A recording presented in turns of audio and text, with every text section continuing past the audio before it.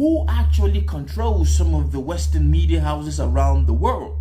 Yes, we all know of the Fox, the CNN, the NBCs, and so on and so forth. You ask yourself these questions. If these folks are controlling the narratives of the news, whatever happened to humanity? We all know the situation is very dire in the Gaza Strip. We all know who the oppressor is. We all know who the aggressor is. We all know who is actually committing genocide. And when people want to speak about it, when the population, the masses want to react to certain things that we see, and I will say this, thank God to social media, thank God to the cell phone, thank God to a whole lot of things, because if it was back a couple of decades ago where we didn't have all this access to social media networks, a whole lot of news would have been suppressed. And that begs the question, what was actually being suppressed back in the days?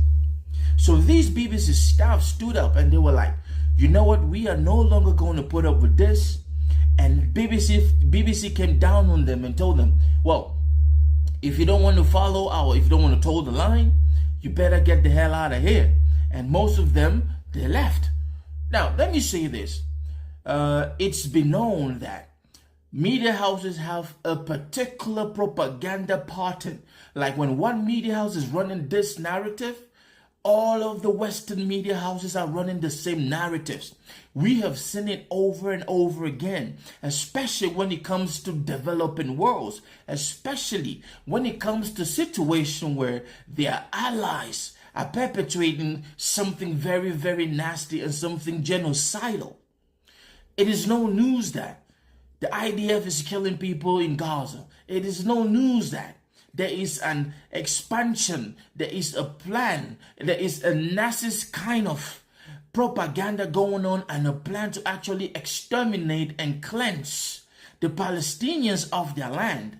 And when people around the world are reacting to this, everybody in the Western media houses, they get offended because, of course, we all know that the Israeli money is going all around.